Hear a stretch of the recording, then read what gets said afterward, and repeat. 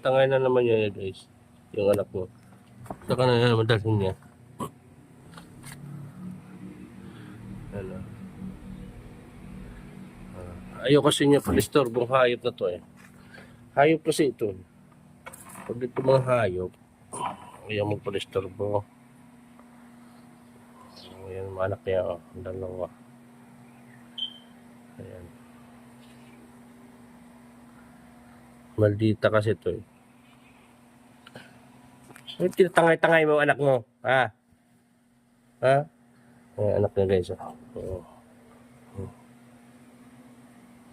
Ayan. Nagalit na. Silosad. Oh.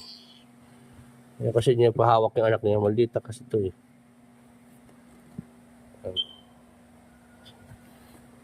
Tatangay-tangayin na naman niya.